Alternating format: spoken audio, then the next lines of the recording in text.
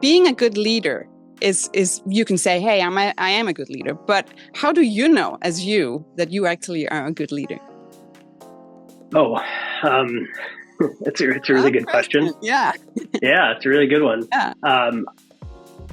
People bring things to me and talk to me about real life issues. So not just problems at work, but they'll bring things that are going on in their life, and we'll have open dialogue. And I think the fact that people are regularly comfortable, coming to me and having a conversation or seeking either advice or some guidance or anything like that, I think that tells me more than anything that I'm doing something right.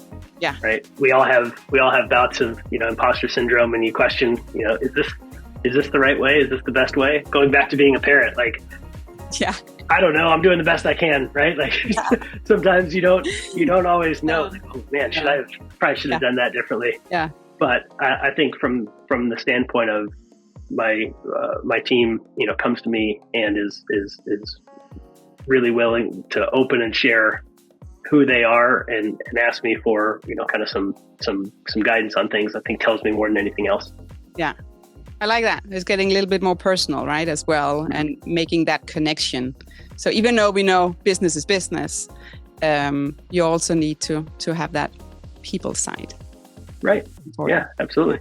In scaling this company, I've been here 17 years, much smaller when we started, and we were a different business, and we've grown and changed, a whole bunch of times.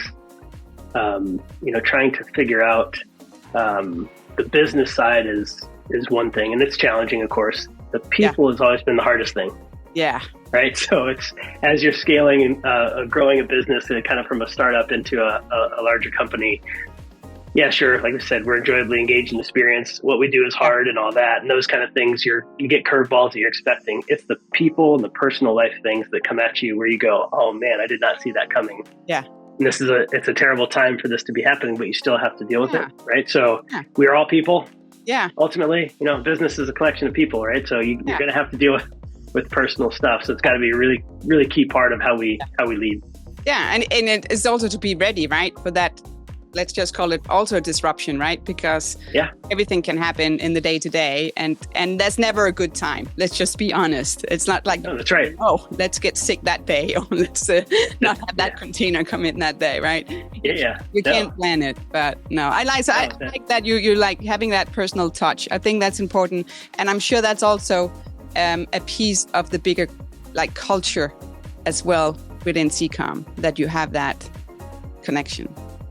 Yeah, I think it's really important, and I think it.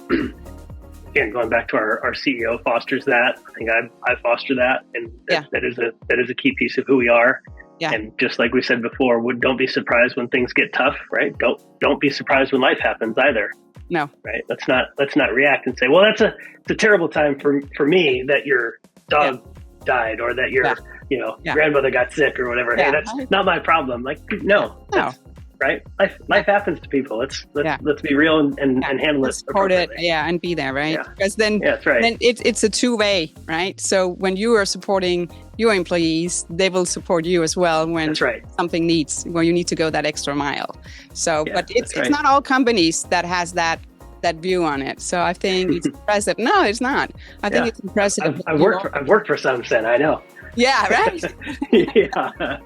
Yeah. This isn't accidental either. I think from our business model and our leadership style, kind of coming from the CEO, we've experienced so many kind of really bad situations in electronics manufacturing and manufacturing suppliers in China, and all the supply chain challenges and component issues and all that.